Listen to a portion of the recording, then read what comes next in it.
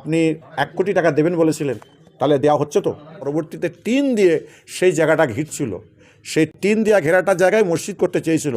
ওই জন্য আমি বলেছিলাম যে ওই জায়গায় যদি আপনি মসজিদ করতে পারেন ১ কোটি টাকা আমি দেবো। দেখছিলাম অনেক আলেম ওলামারা বলছে যে শামীম সিদ্দিকী সাহেব, আপনি পীরের আওলাদ, আপনি ১ কোটি টাকা দেবেন বলেছিলেন, তাহলে দেওয়া হচ্ছে তো? আমি একটা কথা বলেছিলাম, সেটা আপনাদের মাথায় আছে কি জানি না।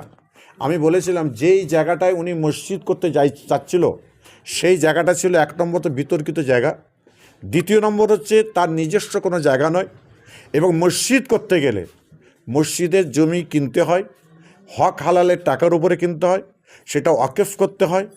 কথা ভালো করে বুঝে নেবেন। সেইভাবে ওই মসজিদ করতে, ওই জায়গায় মসজিদ করতে পারেনি। একজনের ব্যক্তির জায়গায় আপনারা দেখেছেন, পরবর্তীতে টিন দিয়ে সেই জায়গাটা ঘিরছিল, সেই টিন দেওয়া ঘেরাটার জায়গায় মসজিদ করতে চেয়েছিল। ওই জন্য আমি বলেছিলাম যে ওই জায়গায় যদি আপনি মসজিদ করতে পারেন ১ কোটি টাকা আমি দেব। সেই জায়গায় কিন্তু সে মসজিদ করতে পারেনি।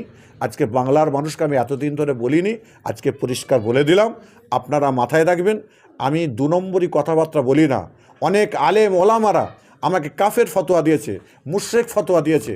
আমি যদি কাফের যদি না হই, তাহলে ওই আলেমদেরকে আমি প্রশ্ন করতে চাই, তাহলে আপনারা এবার কোন জায়গায় আছেন, কোন অবস্থায় আছেন আপনারা ভাবুন। আমি কাফের কি না, আমি কবরে যাওয়ার পর আল্লাহ পাক ভালো জানবেন।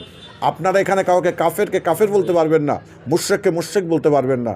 এইভাবে যে আমাকে এতভাবে কথা বলা হয়েছে, এরই জন্য সারা সমাজকে আমি বলতে চাইছি যে আজকে যেই জায়গায় মসজিদ করার কথা ছিল, হুমায়ুন কবির প্রথমে বলেছিল, ওই জায়গায় এখনও পর্যন্ত মসজিদ করতে পারেনি বা কিয়ামত পর্যন্ত পারবে না।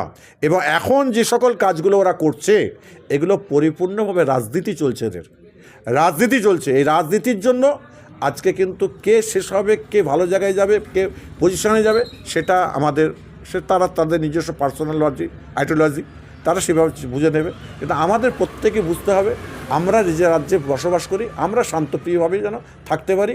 এখানে বিজেপির কোনো অস্তিত্ব থাকবে না, আর বিজেপি এখানে আসতেই পারবে না, অবশ্যই না, কোনো দিন নয়। এর আগে সিপিএমের বুদ্ধদেব ভট্টাচার্য বলেছিলেন মাদ্রাসায় জঙ্গি তৈরি হয়। সে বুদ্ধদেব কিন্তু আর থাকতে পারলো না, তাহলে এখানেই বুঝতে পারা যাচ্ছে, যারা আজকে বলছে মাদ্রাসায় আজকে সন্ত্রাসী শিক্ষা দেওয়া হয়, তারা থাকবে না বলেই বলছে। এটা না, এরা কোনো দিন থাকতে পারে না। অগ্নিমিত্র এটা বলেছে, তাই তো? অগ্নিমিত্র এটা বলেছে। পরবর্তীতে আমি একটা বাইট ওনার শুনেছিলাম যে না, আমি ওই পরিপ্রেক্ষিতে বলি নাই, আমি অন্যভাবে বলতে চেয়েছিলাম, এটা মানুষ আমাকে ভুল ব্যাখ্যা দিচ্ছে।